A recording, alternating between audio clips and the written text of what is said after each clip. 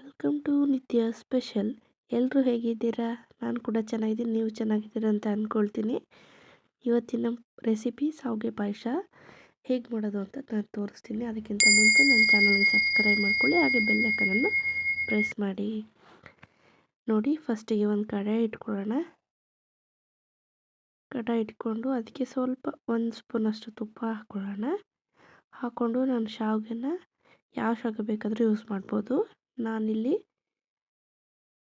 1 ಕಪ್ಪಷ್ಟು ಶಾವಿಗೆ ತೊಗೊಂಡಿದ್ದೀನಿ. ಅದನ್ನು ನೀಟಾಗಿ ಫ್ರೈ ಮಾಡ್ಕೊಳ್ಳೋಣ.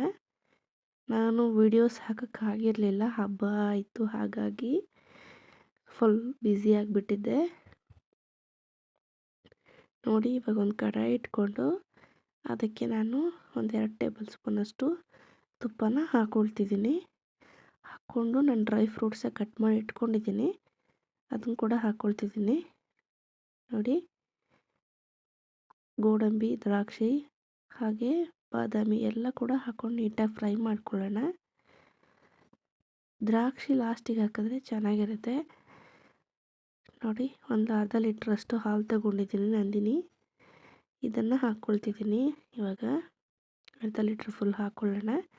ಶಾವಿಗೆ ಪಾಯಸಕ್ಕೆ ಹಾಲು ಹಾಕಿದ್ರೆ ತುಂಬಾ ಚೆನ್ನಾಗಿರುತ್ತೆ. ಹಾಲು ಚೆನ್ನಾಗಿ ಕಾಯಕ್ಕೆ ಇಟ್ಕೊಳ್ಳೋಣ. ಲೋ ಫ್ಲೇಮಲ್ಲಿ ಇರಲಿ. ಲೋ ಫ್ಲೇಮ್ ಅಂದರೆ ಒಂದು ಮೀಡಿಯಮಲ್ಲಿರಲಿ.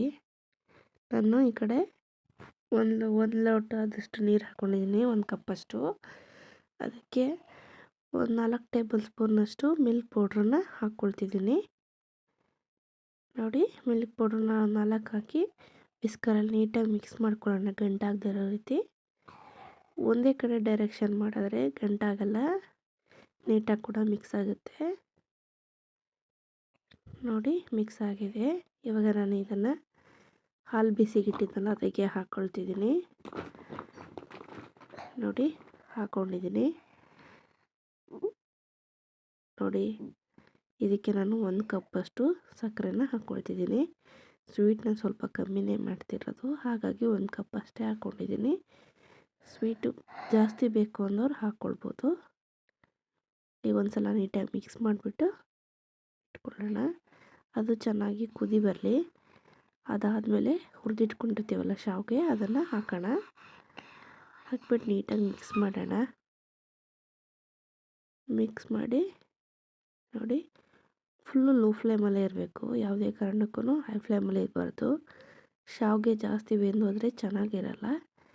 ಹಾಗಾಗಿ ನೋಡಿ, ಒಂದು ಸ್ವಲ್ಪ ಏಲಕ್ಕಿ ಪುಡಿನ ಹಾಕ್ಕೊಂಡಿದ್ದೀನಿ ನಾನು, ಒಂದು 1/4 ಟೀ ಸ್ಪೂನಷ್ಟು ಹಾಕಿ ನೀಟಾಗಿ ಮಿಕ್ಸ್ ಮಾಡ್ಕೊಳ್ಳೋಣ. ನೋಡಿ, ಸ್ವಲ್ಪ ತಣ್ಣಗಾದ್ಮೇಲೆ ಸ್ವಲ್ಪ ಗಟ್ಟಿ ಬರುತ್ತೆ. ಮಿಲ್ಕ್ ಪೌಡ್ರೆಲ್ಲ ಹಾಕಿರ್ತೀವಲ್ವ, ನೀಟಾಗಿ ಕುದಿ ಬಂತು. ಈಗ ಆಫ್ ಮಾಡಿದ್ದೀನಿ, ಪರ್ಫೆಕ್ಟಾಗಿ ಆಗಿದೆ. ಇವಾಗ ನಾನು ಇದನ್ನು ಸರ್ವ್ ಮಾಡಿ ನಿಮಗೆ ತೋರಿಸ್ತೀನಿ. ನೋಡಿ, ಸೂಪರಾಗಿ ಆಗಿದೆ. Thank you for watching.